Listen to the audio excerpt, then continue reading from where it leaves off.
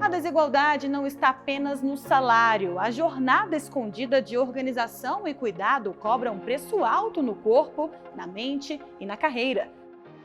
No mês da mulher, uma reportagem especial mostra jornadas femininas que ninguém vê. Também nesta edição, empresa e advogados são condenados após usarem inteligência artificial para criar decisões judiciais que nunca existiram. Samantha Flor. Os erros foram detectados após uma apuração interna do gabinete do relator do caso. E mais, o Brasil avança no combate ao trabalho forçado e oficializa a adesão ao protocolo internacional da OIT. O Revista TST começa agora.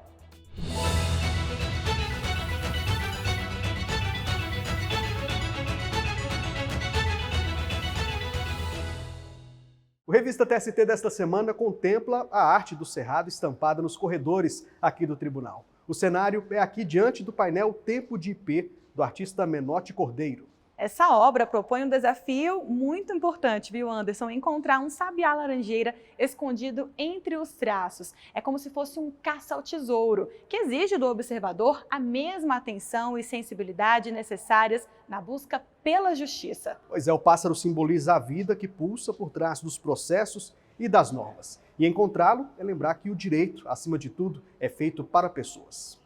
E foi justamente a atenção aos detalhes que levou à descoberta de um caso grave envolvendo o uso de inteligência artificial. Uma empresa e um advogado foram condenados após apresentarem citações de jurisprudência que nunca existiram. Essas citações falsas foram geradas por inteligência artificial. A inteligência artificial faz parte da rotina de muita gente. Eu uso para fazer trabalhos, projetos, criar algumas coisas do dia a dia também. Eu considero um bom meio de pesquisa e às vezes no trabalho também para facilitar alguma correção de um projeto, desenvolvimento de alguma ideia. Principalmente na universidade, para a gente é muito bom para responder questões, para tirar dúvidas. Mas fica o alerta. As respostas geradas por ferramentas de inteligência artificial precisam ser conferidas. Sem a verificação das informações, há risco de uso de dados imprecisos ou até inexistentes. Foi justamente uma situação assim que chegou ao Tribunal Superior do Trabalho. O processo analisado pela 6ª turma do TST envolvia pedido de indenização por danos morais após a morte de um trabalhador.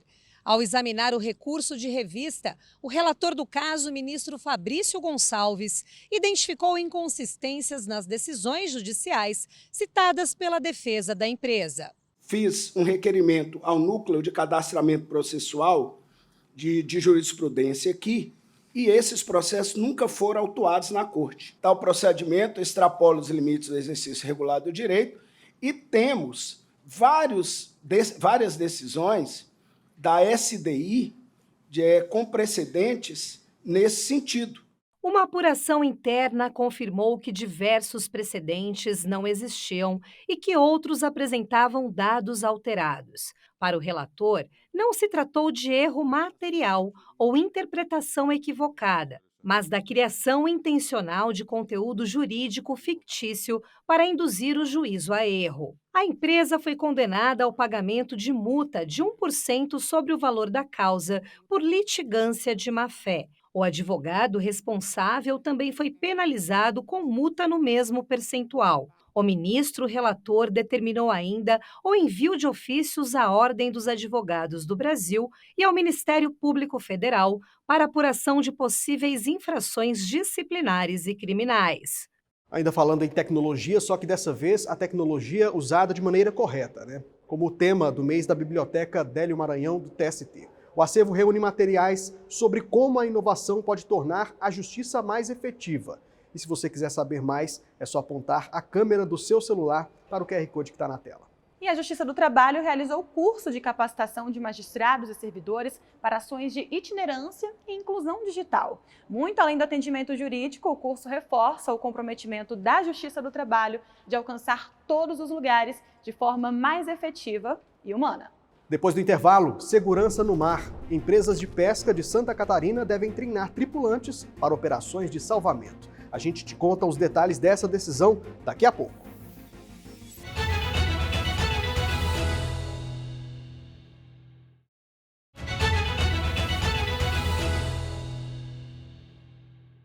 No Brasil, milhões de mulheres enfrentam uma jornada que não termina quando o expediente acaba. Depois do trabalho formal, começa uma segunda rotina, que é cuidar da casa, dos filhos, da família. Na prática, isso significa trabalhar mais e, muitas vezes, ganhar menos.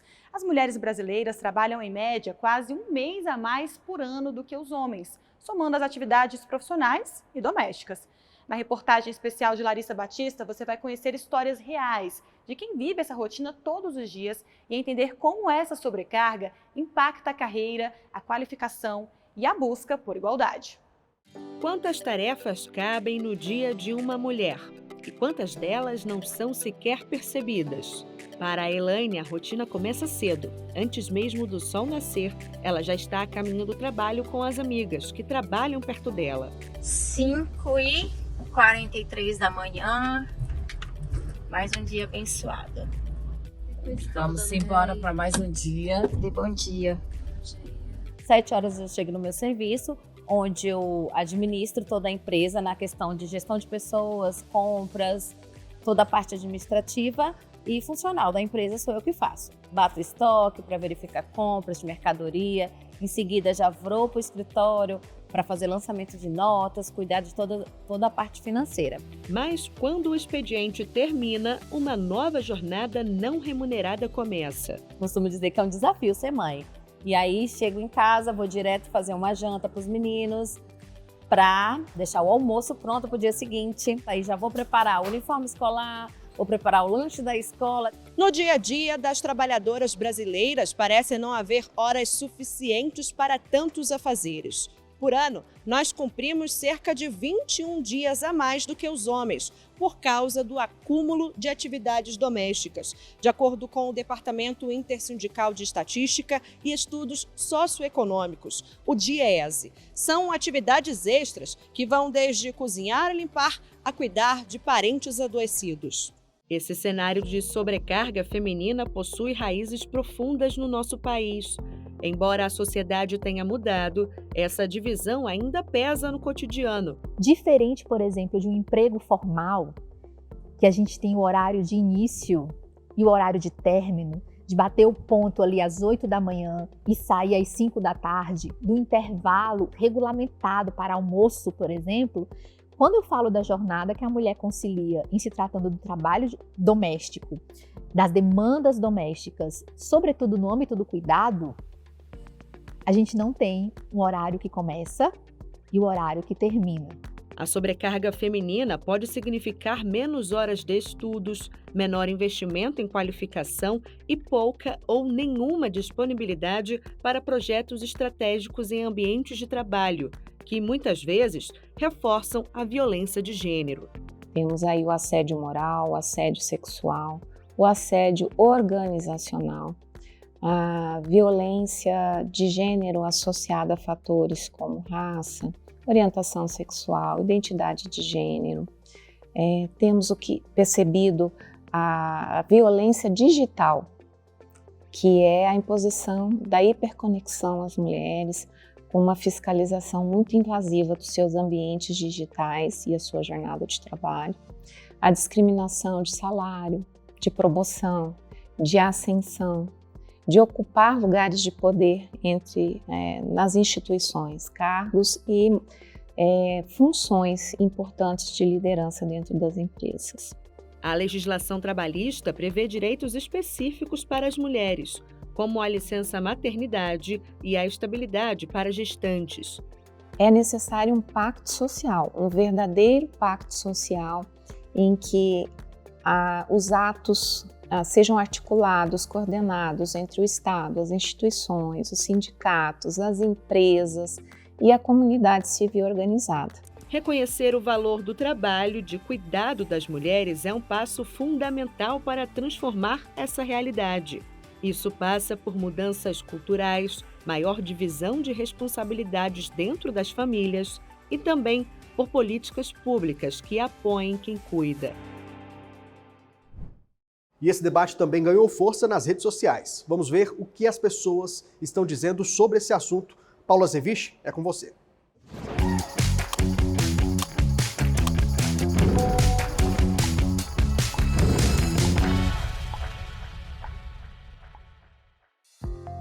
Flores são bem-vindas, mas o que elas querem mesmo é igualdade de oportunidades. Reconhecimento, apoio e igualdade são essenciais. No Brasil, mulheres dedicam em média 21,3 horas por semana a tarefas domésticas e de cuidado. Já os homens, 11,7 horas. São quase 10 horas a mais. Carregar a responsabilidade pela gestão das tarefas, além disso, tem um esforço mental contínuo e ocupa muito o tempo das mulheres. Esse tempo extra prejudica o descanso, além de ser uma barreira para a qualificação profissional ou para novas oportunidades. Nesse mês da mulher, o TST fala dessa sobrecarga invisível. Olha só alguns comentários que recebemos nessa publicação. Quando pensamos em trabalho, vemos apenas a ponta do iceberg, mas por baixo da superfície existe muito mais. Essa é a carga invisível que muitas mulheres carregam todos os dias. Então, você já percebeu que o negócio é bem mais embaixo, né? Reconhecer esse esforço também é o primeiro passo para fazer justiça. E para entender melhor esse tema, siga o nosso Instagram. E agora, um tema que envolve risco real de vida. Tripulantes e embarcações de pesca em Santa Catarina devem receber treinamento para situações de emergência no mar. Para a terceira turma do TST, cabe ao empregador garantir essa capacitação, reduzindo os riscos em casos de acidentes. Rafael Oliveira tem os detalhes. Oi, Rafael. Olá, Anderson, Luana. Esse caso teve origem após um acidente em que 7 tripulantes morreram. O Ministério Público do Trabalho ingressou com uma ação civil pública após identificar falhas graves no cumprimento das normas de segurança a bordo dos barcos. Durante a apuração do acidente, o Tribunal Marítimo não encontrou registros de treinamentos de emergência e salvamento exigidos pela norma regulamentadora 30 do Ministério do Trabalho e Emprego. As empresas do setor alegaram que a responsabilidade pelos cursos seria da Marinha e não dos proprietários das embarcações. O MPT, então, pediu que as empresas oferecessem de forma obrigatória instruções anuais, treinamentos e exercícios de salvamento aos tripulantes. Em primeiro grau, o pedido foi aceito, mas o Tribunal Regional do Trabalho, da 12ª Região em Santa Catarina, acolheu o argumento de que a responsabilidade seria da Marinha. Em recurso ao TST, o MPT sustentou que as normas de saúde e segurança do trabalho na pesca são de observância obrigatória dos empregadores e não podem ser transferidas integralmente ao Estado.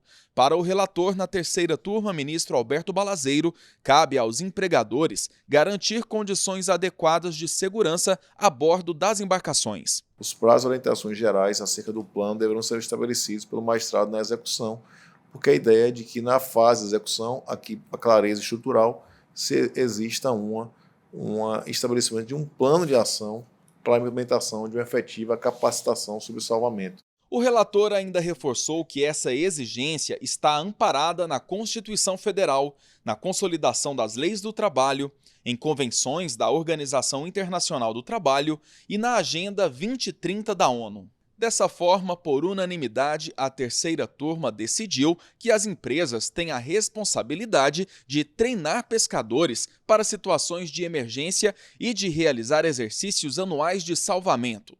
Após a decisão, foram apresentados embargos. Volto com vocês.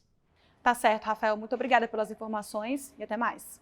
E agora a gente fala de prazos processuais, um tema que costuma gerar dúvidas, né? Feriados municipais, estaduais e nacionais podem impactar diretamente a contagem dos prazos na Justiça. Em Minas Gerais, por exemplo, um feriado no município de Itabira levou essa discussão aos tribunais.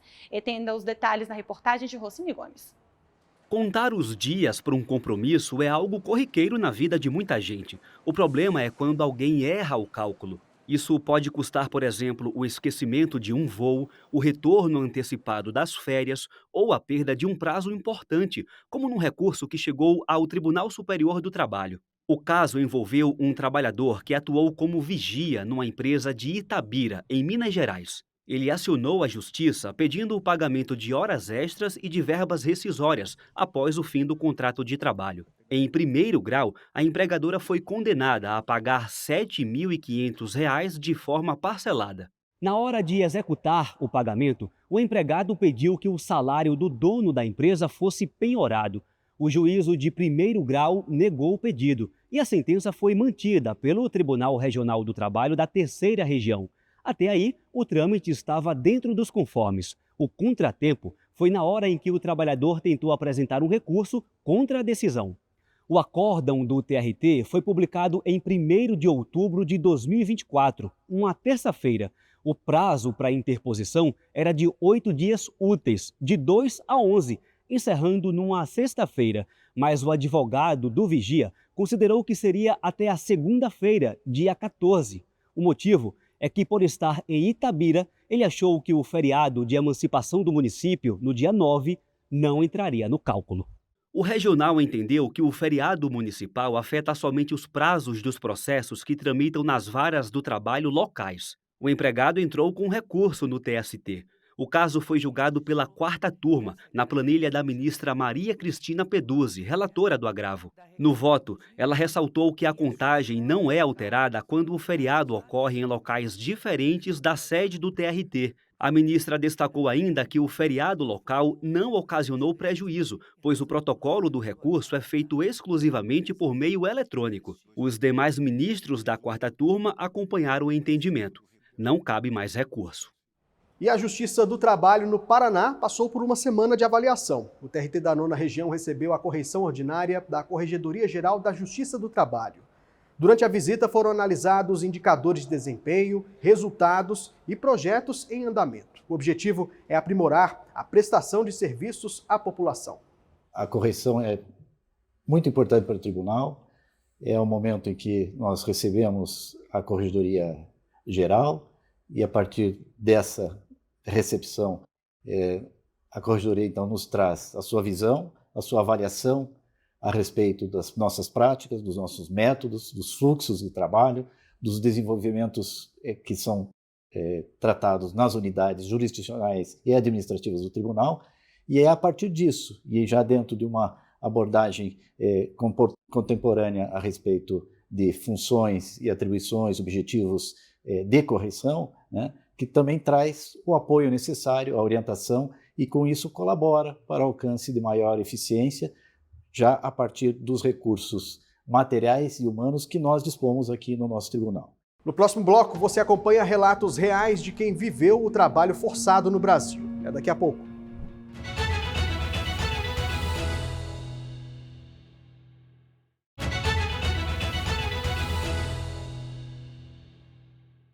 O Brasil atingiu um recorde preocupante no último ano. Foram registradas mais de 4.500 denúncias de trabalho escravo só em 2025. E os números acumulados impressionam, viu? Os dados do Ministério dos Direitos Humanos e da Cidadania mostram que desde 2011 já são mais de 26 mil casos registrados no país. Mesmo após avanços legais e constitucionais, o trabalho doméstico continua entre as atividades com maior registro de situações análogas à escravidão no Brasil. Dados indicam que o setor emprega quase 6 milhões de pessoas. 90% delas são mulheres e 66% são negras. A formalização, no entanto, ainda é baixa. Apenas 25% tem carteira assinada. Os números revelam uma grave violação que persiste e que deixa marcas profundas. Agora você vai ouvir relatos de quem viveu essa realidade na pele. Eu fiquei trabalhando nessa casa, eu fiquei lá 50 anos nessa casa. Não tinha férias, não tinha 13º, não tinha nada. Eu não tinha infância nenhuma ali não, era só trabalhando.